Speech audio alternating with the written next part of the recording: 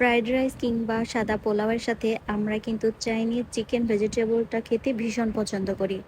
তো আজকে আমি আপনাদেরকে দেখাবো কিভাবে খুব সহজ পদ্ধতিতে অল্প কিছু উপকরণ দিয়ে আপনারা বাসায় এই চাইনিজ চিকেন ভেজিটেবলটা রান্না করবেন। আসুন দেখে নেওয়া যাক প্রথমে কি কি লাগছে। এখানে আমি নিয়েছি গাজর, পেঁপে, ক্যাপসিকাম, বরবটি। আপনারা চাইলে অন্য যে কোনো সবজি নিতে পারেন। এরপর আমি এখানে পেঁয়াজ নিয়েছি ফালি করে, নিয়েছি কাঁচামরিচ। এগুলো আমি খুব সুন্দর করে এক সাইজ করে কেটে নিয়েছি যেন দেখতে ভালো লাগে। আপনারা আপনাদের ইচ্ছা মতো করে কেটে নেবেন আর চেষ্টা করবেন একটু শক্ত টাইপের সবজি নিতে। এরপর আমি সবজিগুলোকে একটু সেদ্ধ করে নেব।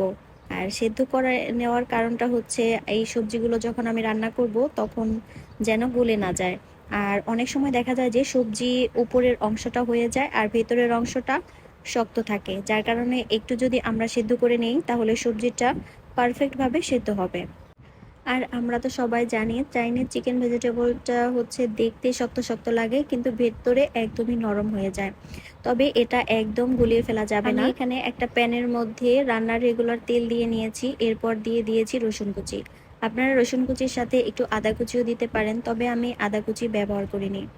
এরপর আমি দিয়ে দিলাম পেঁয়াজ যে আমি ফালি করে কেটে রেখেছিলাম সেইগুলো, আর সাথে দিয়ে দিলাম চিকেন। আমি চিকেনটাকে একদম ঝুরি করে নিয়েছি যেন সবজির সাথে খুব ভালোভাবে মিশে যায়। এরপর আমি এর সাথে দিয়ে দিলাম কাঁচামরিচ আর ক্যাপসিকাম। যেহেতু ক্যাপসিকাম সেদ্ধ করে নেইনি তাই আমি একটু আগে দিয়ে দিলাম অন্যান্য সবজিগুলোর চাইতে। এবার আমি কিছুক্ষণ সময় ধরে এটাকে ভেজে নেব, সাথে পরিমাণ মতো লবণও দিয়ে দিলাম। এই পর্যায়ে আমি সেদ্ধ করে রাখা সবজিগুলোকেও দিয়ে দিব আর খুব আলতোভাবে নাড়ব। যেহেতু আমার সবজিগুলো অল্প একটু সেদ্ধ করা, খুব বেশি কিন্তু আমি সেদ্ধ করিনি। দেখে আপনারা বুঝতে পেরেছেন আমি কেমন সেদ্ধ করেছি, যেন গলে না যায়, একটু শক্ত শক্ত থাকে। এরপর আমি সবকিছু একসাথে কিছুক্ষণ সময় নেড়ে চেড়ে নিব। এখানে কিন্তু আমি অল্প পরিমাণে গোলমরিচের গুঁড়ো দিয়ে নিয়েছি। এই পর্যায়ে আমি দিয়ে দিব সয়া সস আর টমেটো সস।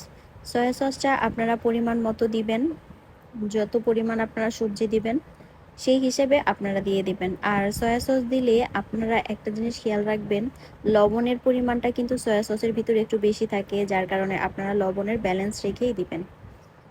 এবারও আমি কিছুক্ষণ সময় নেড়ে চেড়ে নিব সব কিছু একসাথে, যতক্ষণ পর্যন্ত না মিশে যাচ্ছে ততক্ষণ পর্যন্ত আমি নেড়ে চেড়ে নিব। এ পর্যায়ে আমি দিয়ে দিব কর্নফ্লাওয়ার। কর্নফ্লাওয়ারটাকে আমি আগেই পানিতে গুলিয়ে রেখেছিলাম। আর দেওয়ার সময় আপনারা অল্প অল্প পরিমাণ করে দিবেন যেন দলা পাকিয়ে না যায়। অবশ্যই খেয়াল রাখতে হবে আপনার সবজির পরিমাণ কতটুকু সেই হিসেবেই দিতে হবে, কারণ এই কর্নফ্লাওয়ারটা যদি আপনারা বেশি পরিমাণ ব্যবহার করেন তাহলে দেখা যাবে যে সবজি একটা আরেকটার সাথে লেগে যাবে, তখন দেখতে একদমই ভালো লাগবে না। এই দেখুন আমার সবজিটা কেমন হয়েছে। আমি কিন্তু এখানে কোনো এক্সট্রা পানি ব্যবহার করিনি, কারণ কর্নফ্লাওয়ার ভিতরে যে পানিটা ছিল সেটা দিয়ে আমার রান্না করা হয়ে গিয়েছে। ধন্যবাদ সবাইকে এতক্ষণ সময় ধরে আমার ভিডিওটা দেখার জন্য। যদি ভালো লেগে থাকে তাহলে অবশ্যই লাইক কমেন্ট করে পাশে থাকবেন।